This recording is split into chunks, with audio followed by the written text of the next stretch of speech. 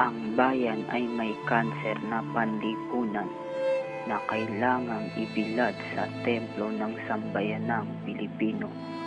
At sa hangganang ito, sisikapin kong maikintal ang iyong kalagayan ng buong katapatan nang walang itinatanggi. Itataas ko ang lambong na nagtatago sa kalinisan na ipinagpapakasakit ng lahat sa katotohanan, maging ang pag-ibig sa sarili. Sapagkat bilang anak, talos ko man ay may sarili ding pagkukulang at katuwaan. Ang mga aklat ay nagkakaroon ng mga bagay na ngayon lang maisisiwalat. Napakaselan ng mga ito. Pinagsisikapan kong isagawa ang ayaw isagawa ng iba.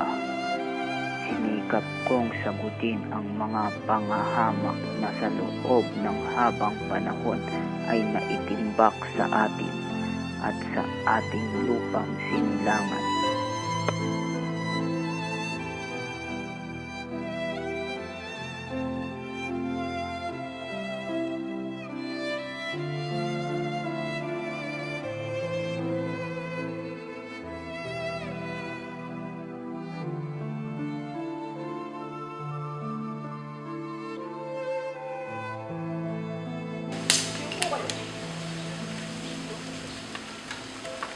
Ano ba sa tingin mo?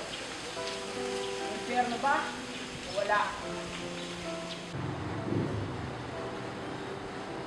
Matik ka. Ano kung gagawin niyo? Bakit sa akin? Maawa na po kayo.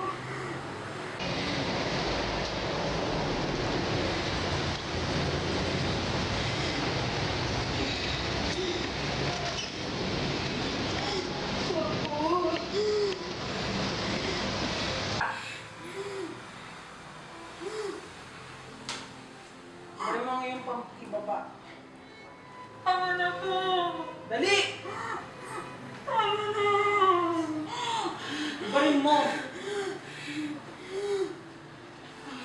Yan! Gusto ko masunurin. Tama na. Tama na.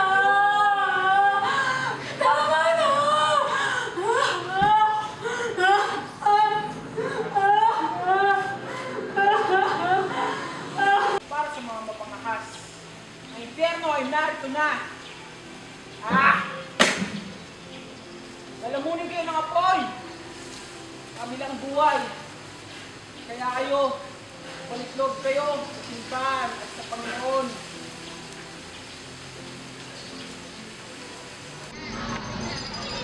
Kayo!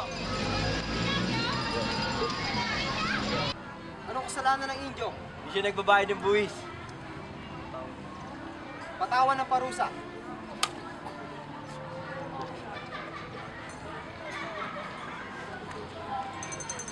Ang lapastangan!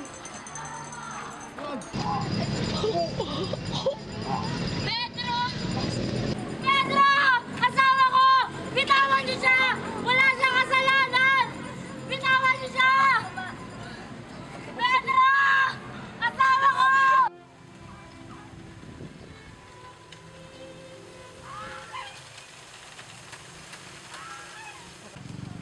Senyor Ibarra!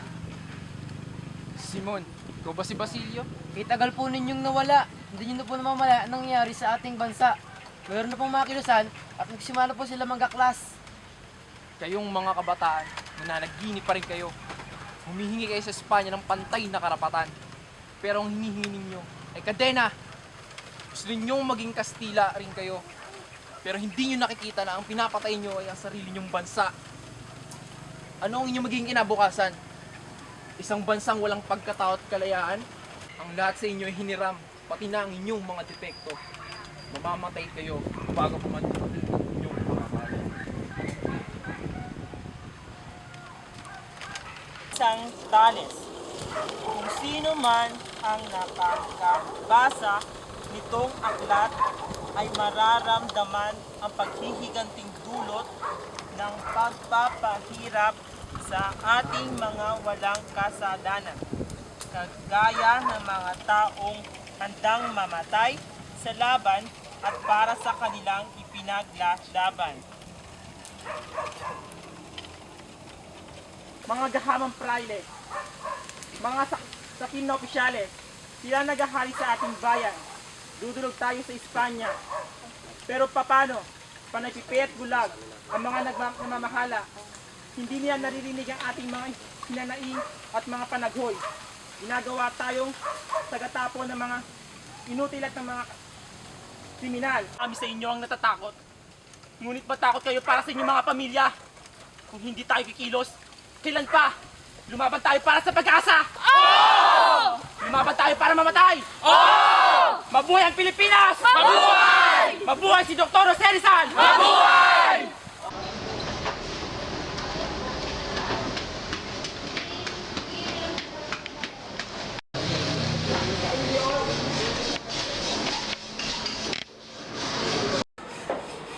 Ang ating hukbong sa Dataan ay tutungo sa Bulacan at sa iba pang karatig bayan nito upang depensahan laban sa rebelyon na pinaplano ng Katipunan.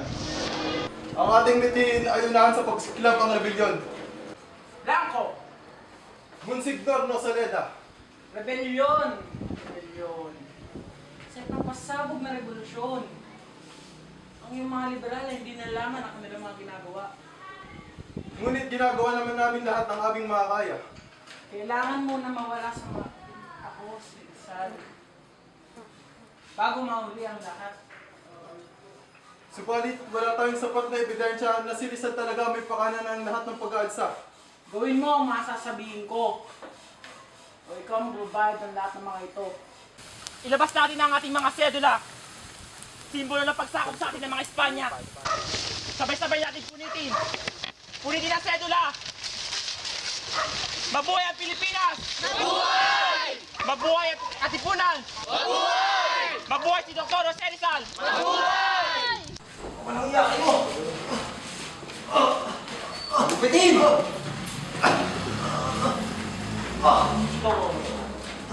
Gupitin hanggang sa mamatay!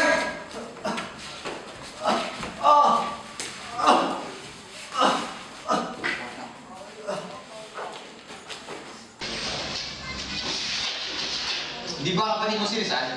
Wala kayong malalaman sa akin! Tignan nyo na yan! Wala na kayong mapapala dyan. Pero bakit? Nahuli na si Rizal. Walang iya kayo!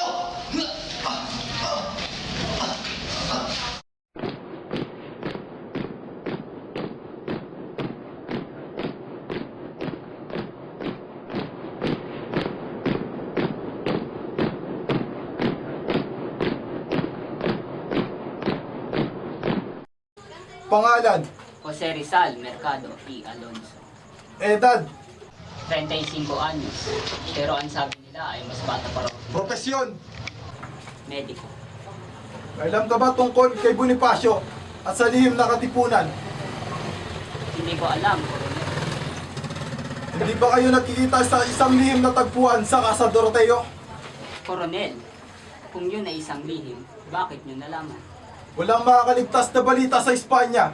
Lahat ng inyong lihim ay aming ibubunyag. Senyor, anong gusto niyo sabihin ko? Ang katotohanan o ang kasinungalingan? Hayaan niyong mabuhay ng mapayapa ang pamilya ko. Sinisiguro ko sa inyong wala kaming kinalaman dito. Kung hindi mo kilala si Bonifacio, ba't niya sinusulat at sinisigaw ang iyong pangalan? Hindi ko alam. Ang aking ina ay ginagamit lamang ang aking pangalan upang makalikom ng mga donasyon. Koronel, sinisiguro ko sa inyong wala kaming kinalaman dito. Isa kang traidor, Dr. Rizal. Kung hindi ka traidor, naalala mo ba si Padre Burgos? Inaandog mo sa kanya ang iyong huling nobela.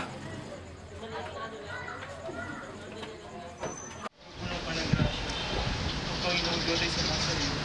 Pinagkapulag para sa pagkain. Pinagpaan naman ng iyong anak Asesos. Santa Maria ng Lucy Panangay sa Saraan. Ngayon po kami lumamatay namin. Bago mo ang panagrasya. Ang Panginoong Diyos ay sumasayo. Ang pinagpala sa babaeng anak. Pinagpala naman ng iyong anak Asesos. Santa Maria ng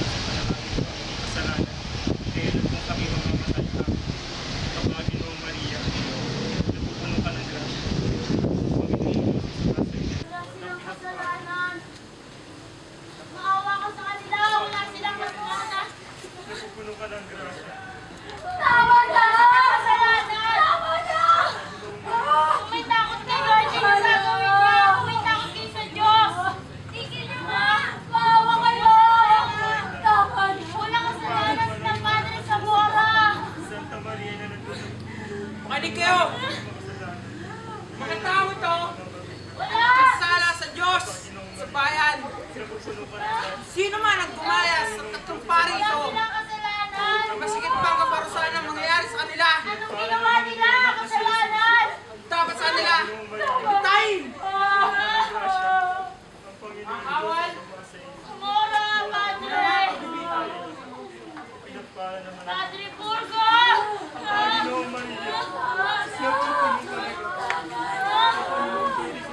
Padre Burgo! Maawa kayo!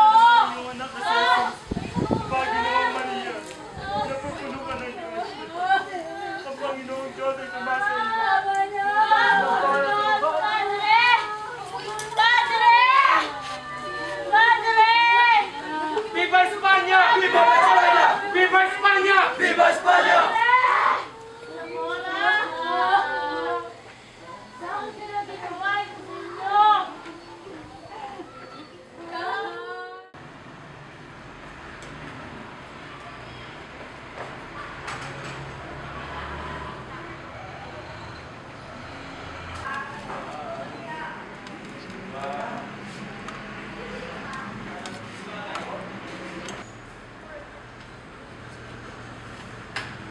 Mahusay ito kayong manunulat.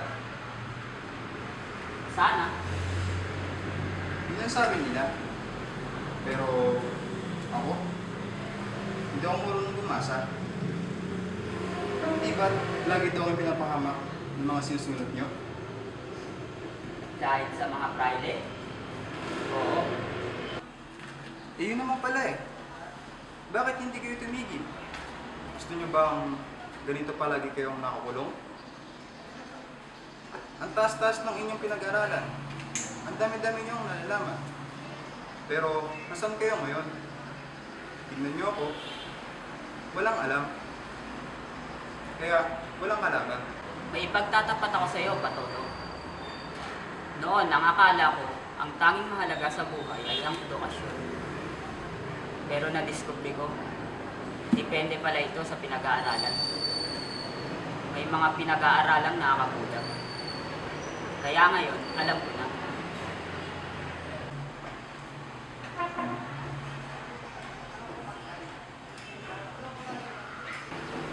Hindi sapat ang edukasyon lamang para makita ang rosas. Akala ko ba gusto mong mag-aral? Opo, tatang. Pero ba't kailangan pa mag-eskwela? Hindi lahat ng bagay ay natututunan lamang dito sa loob ng bahay. Kailangan matuto na mabuhay ng mag-isa. Hindi ba pasyada? Tama si Itay. Kaya mo, Pepe, palagi kinadalawin ko. Hala sige, bilisan nyo na dyan, mauli pa kayo. Masyano, ihatid mo ang kapatid mo sa mga dati mong guro. Opo.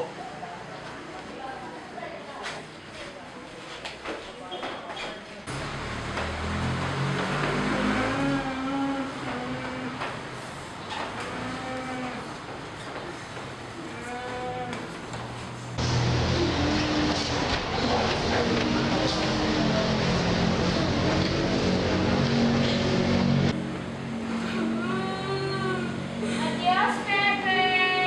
Adios, Pepe!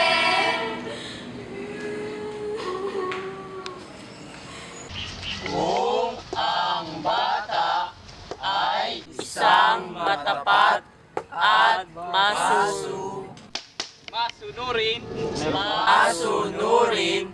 siya ay minamahal at inaalagaan.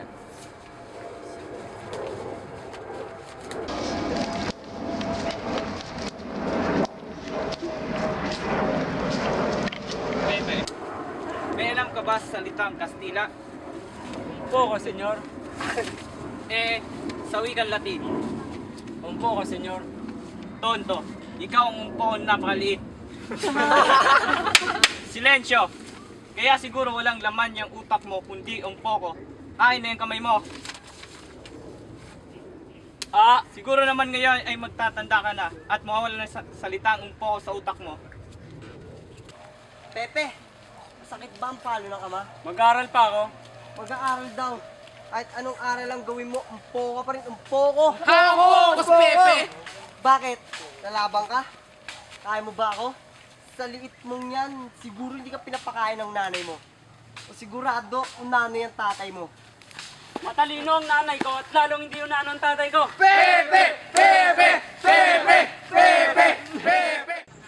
Ang storya ng gamo-gamo. Minsan daw, may isang batang gamo-gamo na naaakit sa liwanag ng apoy. Kahit na anong bili ng kanyang ina, na wag lalapit sa apoy, ay lapit pa rin siya ng lapit. Gustong-gusto niya ang liwanag ng apoy. Kaya, sinuway niya ang bili ng kanyang ina. Lumipad siya ng lumipad palapit sa apoy.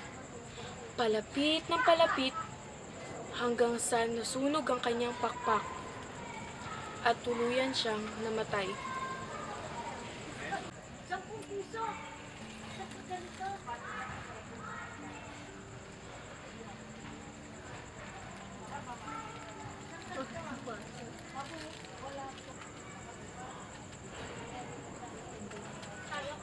Pepe, naiintindihan mo ba ang ibig sabihin ng storya ng gamo-gamo?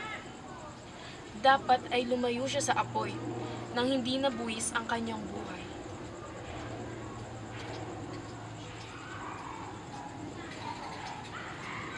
Mahusay ng guro ang inyong ina. Dapat nakinig kayo sa kanya.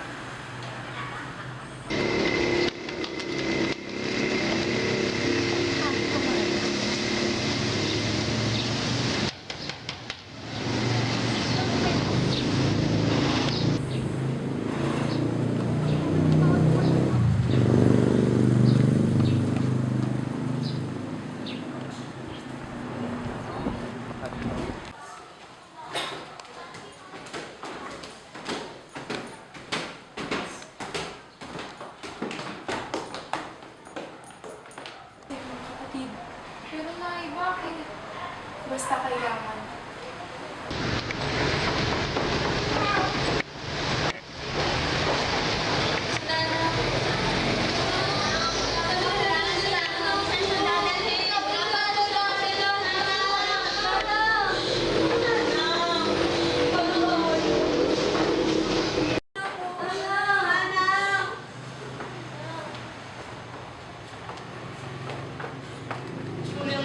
Pinagpinta nga ng nanang.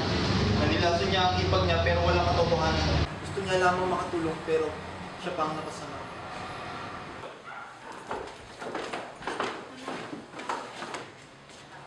Ikaw nang bahala sa iyong mga kapatid. Nanang! Nanang! Nanang! Nanang! Nanang! Nanang!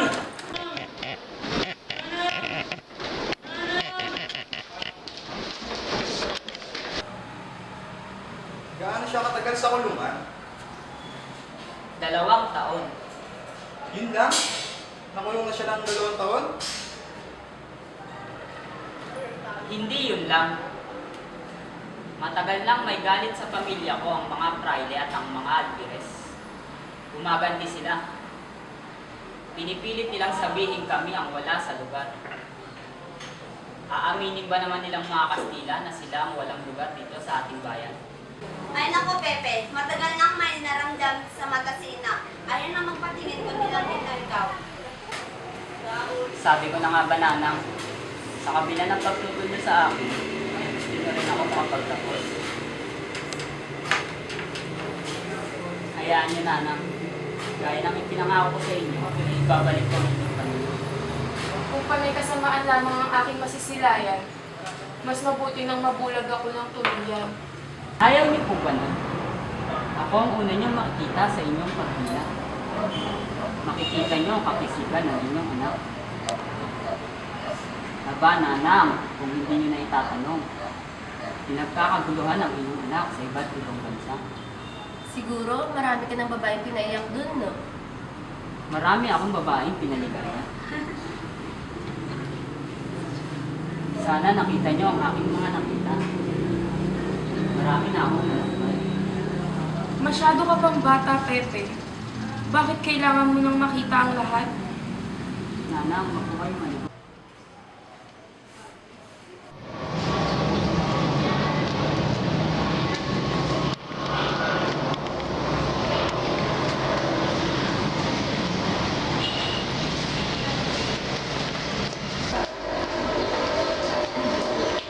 Xavier de Andrade, ang iyong tagapagtanggol. Jose Rizal. Opo.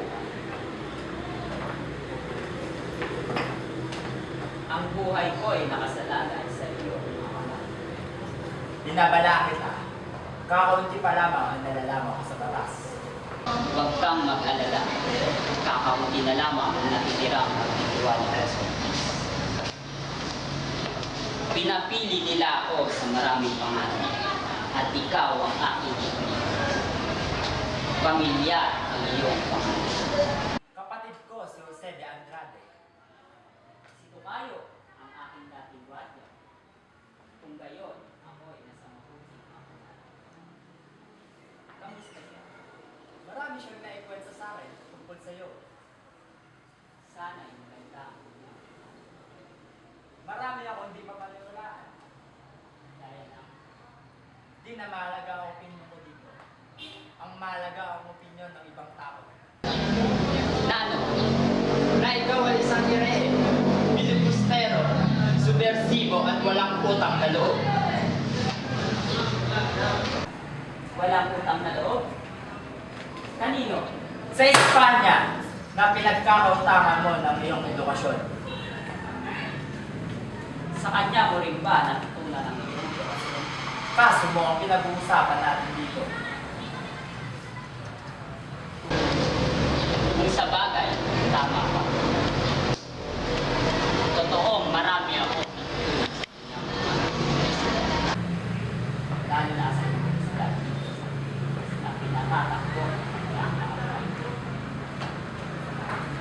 Natutunan ko na ang lahat ay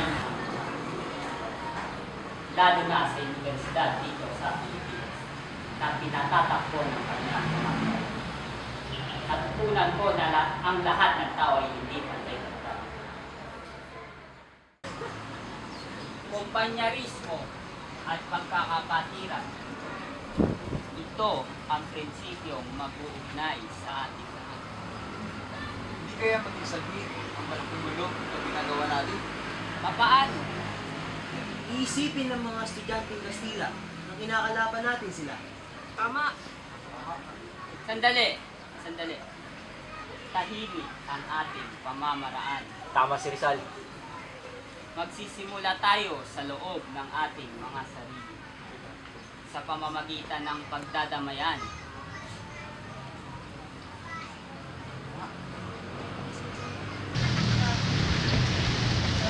Chongos! Abroad! Tonto! Nandiyan na naman yung mga pangos na yan!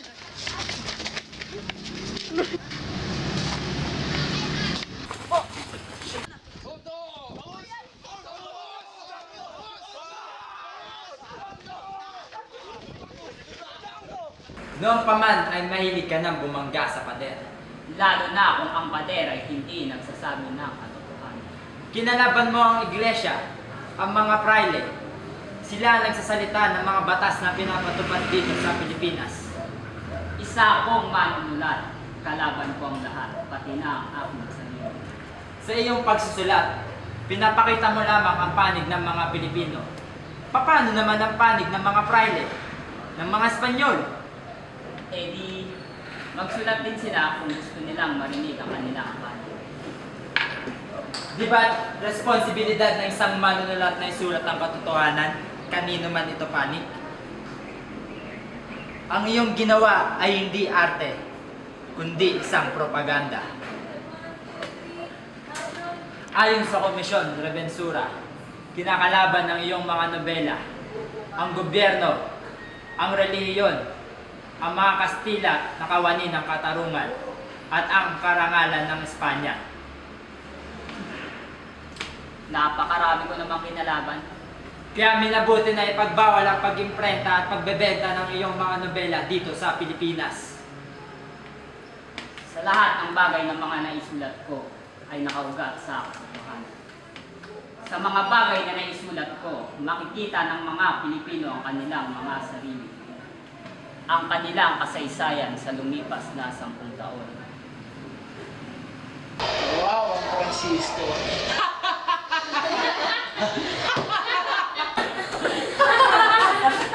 Tumayo kayo, hindi papatayin ko ito. At kung ayaw niyo madamay, paring ito ay malugod na tinanggap ng aking ama sa kanyang tahanan.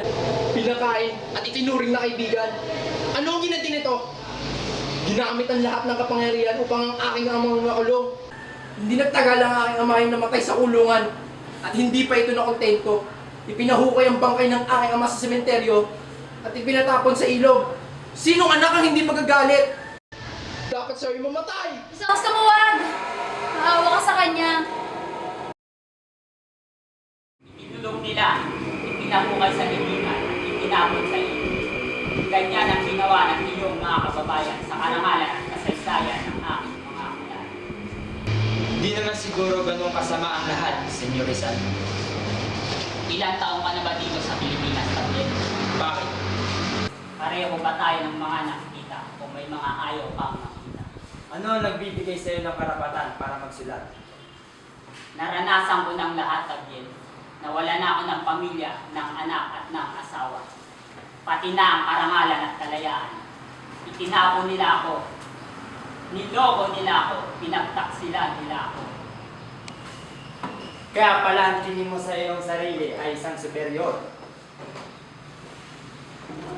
Ang hinihingi lang naman namin sa Espanya ay ang pagkakapantay-pantay ng mga Pilipino sa mga Espanyol. Ang karapatan naming mabuhay ng malaya.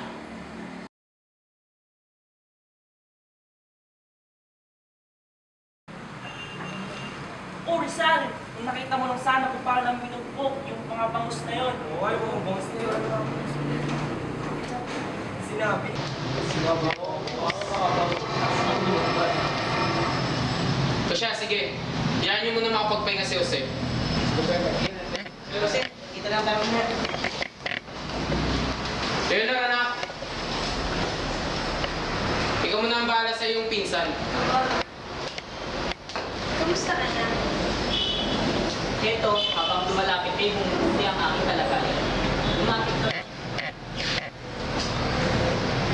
Ilang linggo pa lang ang nakaraan, pero parang taon na ang lumipas. Ilan ito pa lamang nakakaraan yung nagkaroon na agad ng progresyo. Baka naman kung sino-sino mo ba ay pinaririgan mo nang yung matatang sa senta habang wala. Ikaw lang at wala ng iba. Baka naman ito ang marami nang nakikilala. Parang akong preso sa dormitorio. Sino naman makikilala ko doon? Minsan balik ka. Ayoko nga, baka makita tayo ni Ama. Paano naman tayo makikita eh, first lang yun. At ang bili niya ay gawin mo ang lahat upang ako ay malagaan. Tumigil ka nga dyan. Sige na, isang halik lamang at baka tuluyan ako umiinom. Rizal! Senyor Rizal!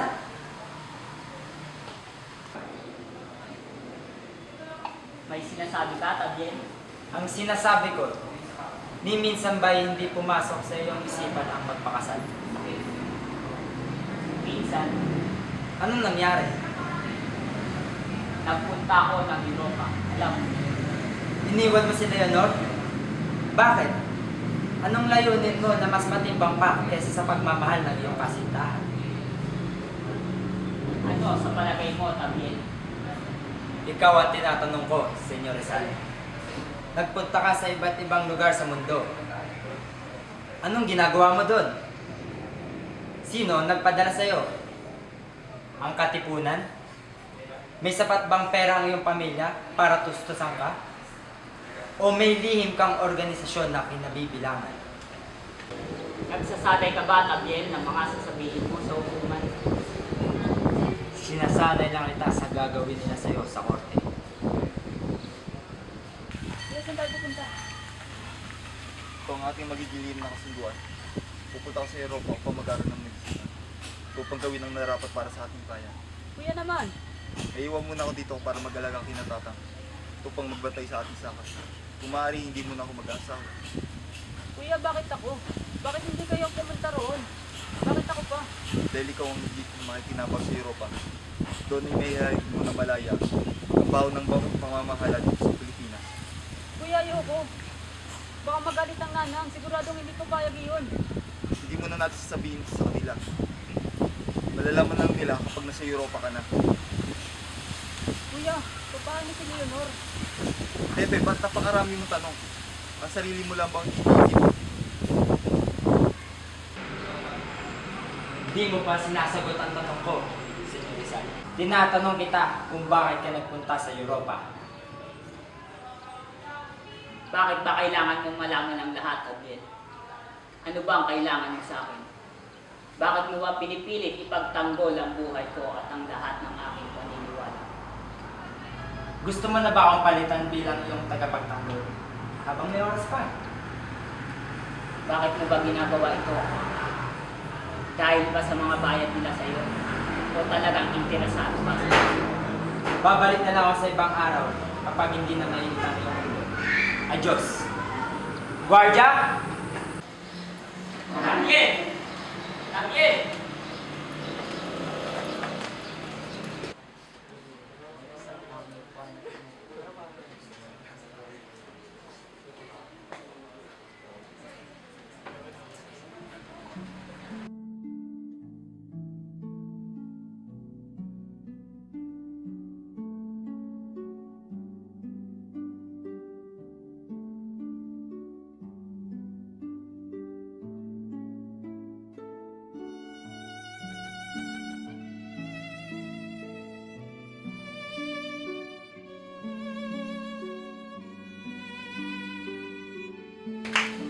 Mga kababayan, isang napakagandang balita. Hindi nakakapagtaka na ang dalawang pangunahing gantimpala sa kagaganap na eksposisyon Mayas Arte sa Madrid ay pinagwagian ng dalawang lahok mula sa Pilipinas. Sa kasaysayan ng mga nasyon ay may mga pangalan na kaagad ay simbolo ng tagumpay. Itkis ng pagmamahal sa pamamagitan ng mga nasyon. Ang ngalan nila Luna at Hidalgo ay kabilang na rito.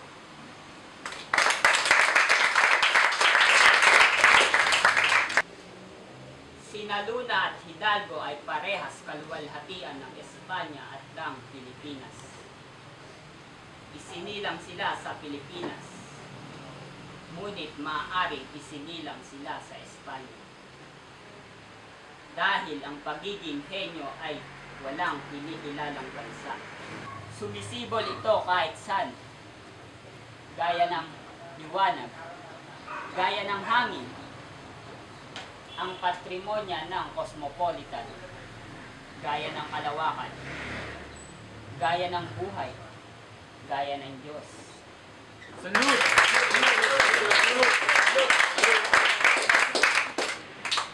Ang panahon ng patriarka sa Pilipinas ay pawalan.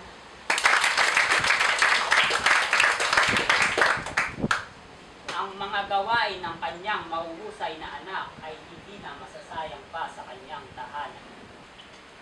Mabuhay! Buhay! Sagradong pag-asa ng ating lupang tinubuan. Nang sa gayo'y matutunan nila ang mahalagang halimbawa ng ating inang bayan.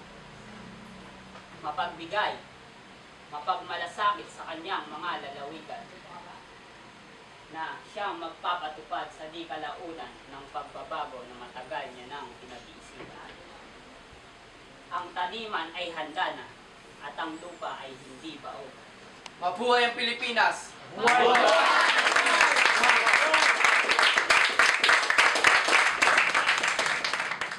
Kahit ang pangalan ng Diyos ay kanilang ginamit upang hatulan ang aking mga nobela.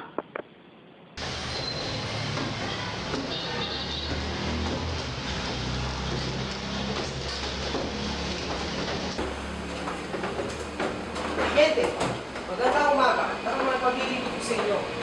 Pero aking talang paipulot kung kakaluguin ang inyong bahay. Pero napagsabi sa amin na meron daw ang kopya ng aklat ng kalinisan. Pakitilan mo siya. Mitring, yan daw mainom. Nakato sa natin gente. Hindi na! Nalugi na bawat sulok ng bahay. Sandali. Anong ibig sabihin ng mga ito?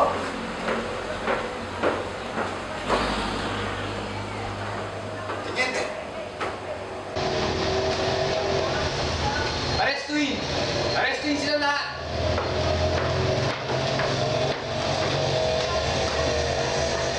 Anong masama sa libro na yan? Kailan naging iligal ang paghawak at pagbasa ng libro? Kung gusto mo, basahin mo. Nang malaman mo ang ginagawa ng inyong pamahalaan sa aming mga kalahi. At nang makita mo sarili mo. Pagkatapos mong basahin, ipahiram mo sa mga kapwa mo na wala rin kaluluwa na sunod-sunuran sa mga prayoning na mamahala at namumuno sa aming bansa. Makukumpis ka at masusunod nyo ang mga aklat na yan. Ngunit, hindi ang mga kwentong katotohanan nagigising sa bawat isang makakabasa niyan na hindi nyo mananakaw kahit kailan. Mitring, iabot ang sombrero.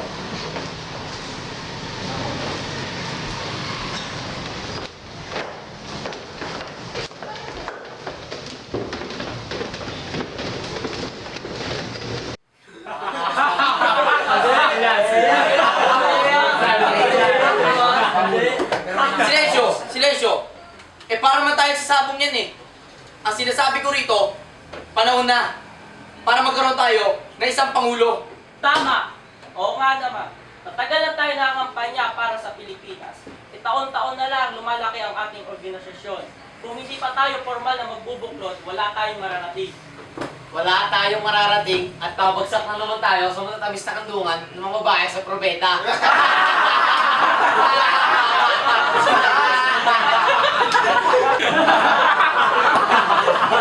Sandali! Bago tayo magala ng isang pangulo, dapat muna nating linawin ang kanyang kapangyarihan. Kapangyarihan, maglasing at mambabae.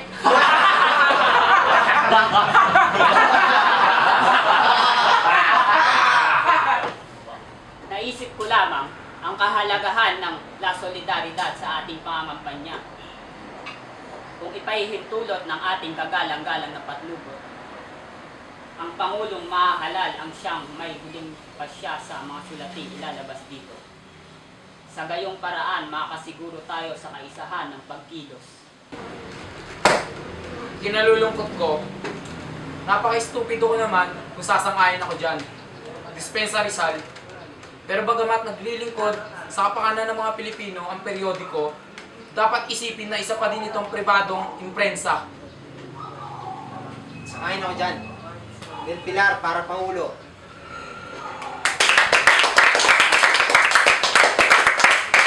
Humihingi ako ng paumanhin. Ang akala ko'y hindi pribado kundi pambansa at hikain ng La Solidaridad. Jose! Pepe, sandali lang. Jose! Jose! Jose, sandali lang. Sandali lang, Pepe. Marami na silang kiyaw-kiyaw, parang tantang na manok. Pero tiyak, ikaw ang ihahal nila bilang Pangulo. Salamat na lamang. Ngunit ang pamumulong walang pagkakaisa ay walang sino.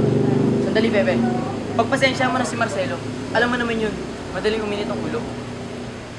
Yaman lang din naman na hindi pribado ang La Solidaridad. Ibusin niya na ang kanyang pagiging sakit. Siya na ang maging Pangulo. Pero Pepe, maraming umaasa sa'yo. Diyan ako nagkamali. Nagsilbi ako sa mga batugan nating kasamahan. Ngayon, matuto silang tumindig sa sarili nilang mga paa. Pepe, saan ka naman pupunta? Paano ang napasimulan natin? Alam mo, Ponce, nagpakalayo-layo ako sa ating bayan.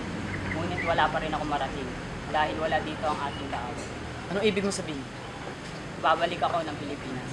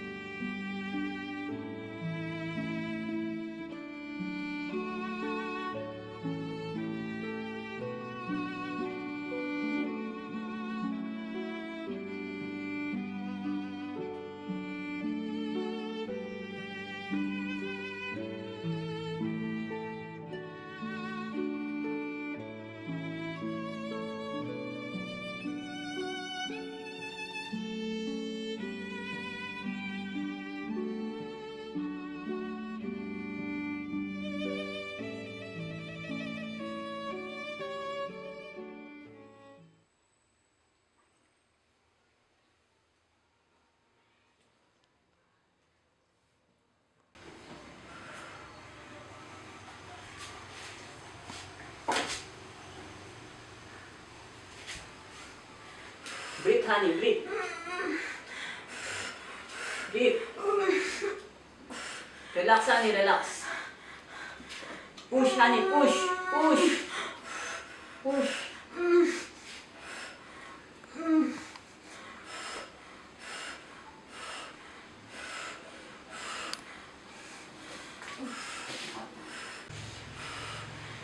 It's a boy.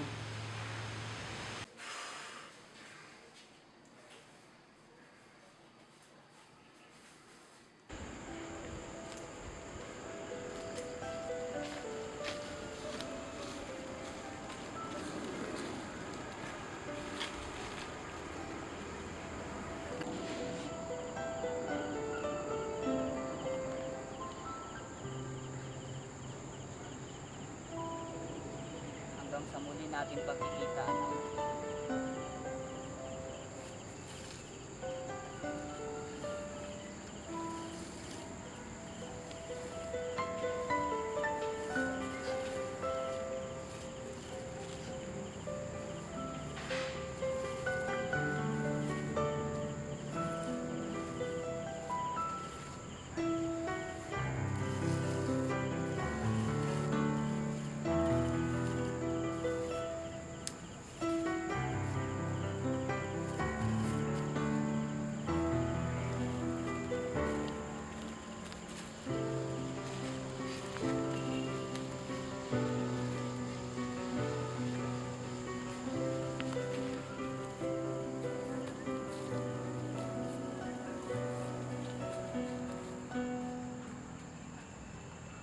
Ang hukumang ito ay isang supremong magpapakita ng isang tunay na rebelyon na pipigil sa pagdanak ng dugo para sa kapayapaan ng bansang Pilipinas.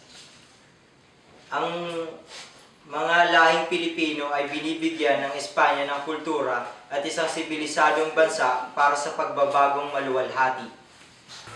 Dr. Cesar Mercado, nautang ang lahat sa Espanya.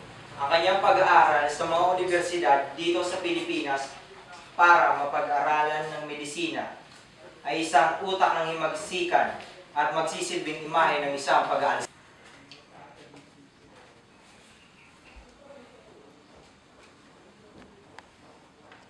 Dr. Rizal at ang kanyang mga sinulat. Noli Me Tangere, Istorya ng Pilipinas ni Morga at El Filibusterismo. At ang walang hangganang pagpapakalat ng manifesto at pampletos laban sa Espanya at sa relihiyon, praile at gobyerno upang himukin ng mga Pilipino na itaboy ang utos ng Diyos para masigurado ang kalayaan nitong bansa. Walang kwentang revolusyon! Viva España!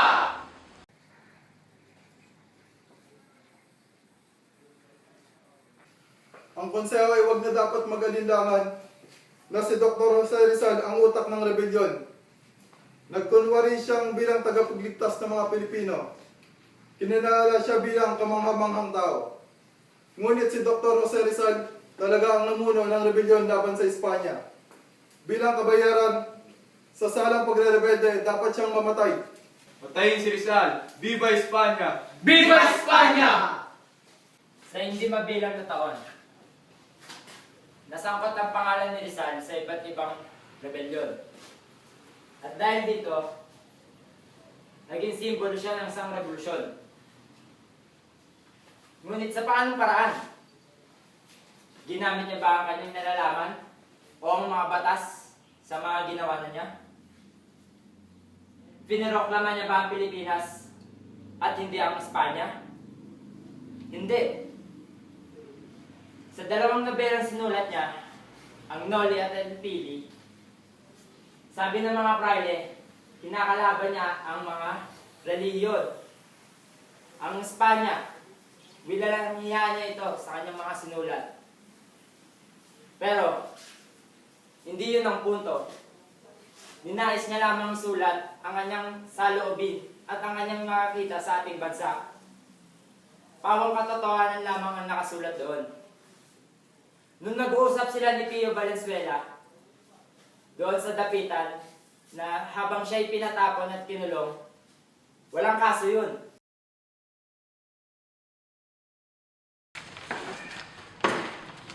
Bunyeta!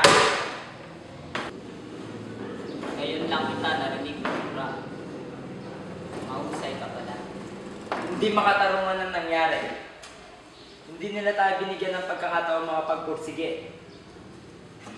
Minadali nila ang paglilitis. Niloko nila tayo, ginamit lang nila tayo. Bakit ba ikaw itong galit na galit? Kaya ako itong mamamatay. Buti naman at nakakapagpatawa ka pa. Yeah. Ayoko na. Magbibitiw na ako sa gobyerno. Uuwi na ako ng Espanya. Hiyang-hiya ako sa iyo. Hiyang-hiya ako sa inyo. Bakit? Dahil isa akong Kastila.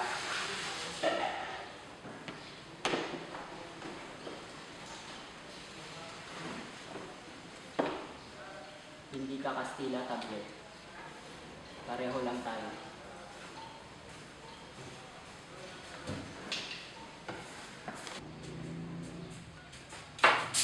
Maaari ba namin makausap ang gobernador?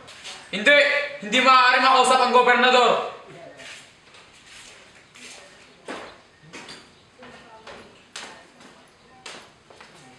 Gobernador! Gobernador!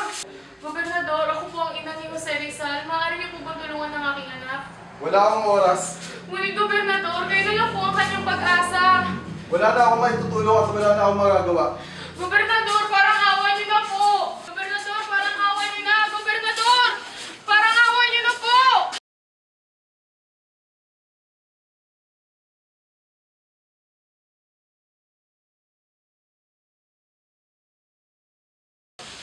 Sasalakay tayo sa lalo madaling panahon. Ililigtas natin si Dr. Jose Rizal. Mabuhay si Dr. Jose Rizal! Mabuhay! Mabuhay ang Katipunan! Mabuhay! Mabuhay ang Pilipinas! Mabuhay! Mabuhay! Mabuhay! Mabuhay! Mabuhay! Mabuhay! Tigil kayo! Maigpit ang pagbabantay kay Pepe. Handa sila sa anumang balak na iligtas si Pepe. Handa din kami. Hindi kami natatakot sa kanila. Mga kasama, hanggang kamatayan! Mabuhay! Mabuhay! Mabuhay! Ako man, gustong iligtas ang aking kapatid. Ngunit hindi papayag si Pepe. Na dumana ka dugo para lamang sa kanya. Nasa kami na ng Diyos ang kanyang kaligtasan. Wala na tayong magagawa.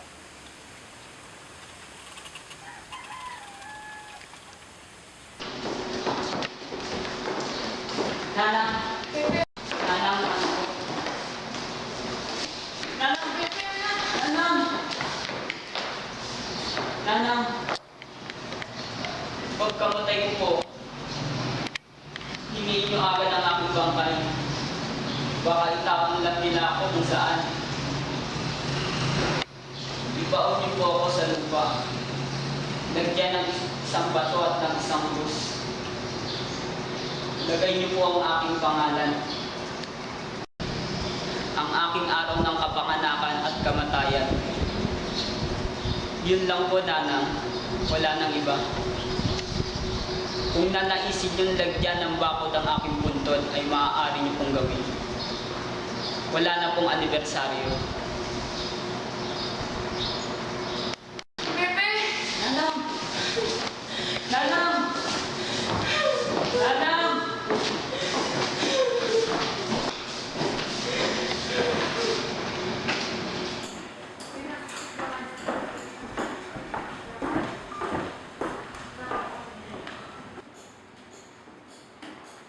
Kamusta na kayo? Kamusta ang tatang at ang kuya ko siya? Ayos naman sila. Gusto niyo malalayo. Ito, mabuti naman. Miss ka namin.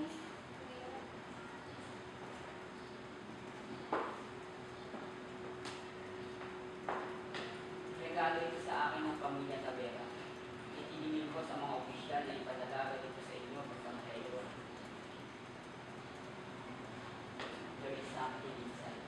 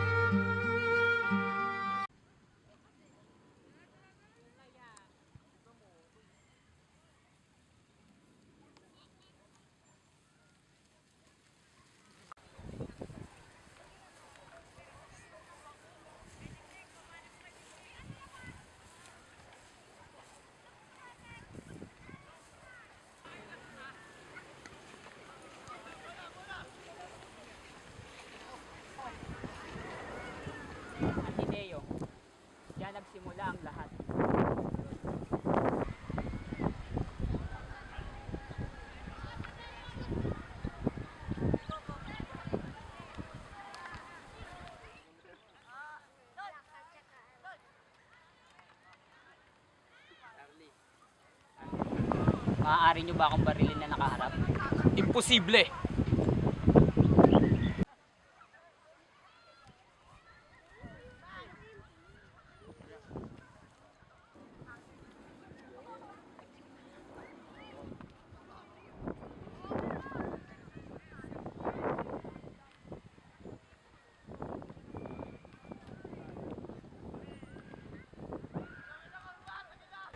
Handa! Abunde! Consumato mes! Fuego!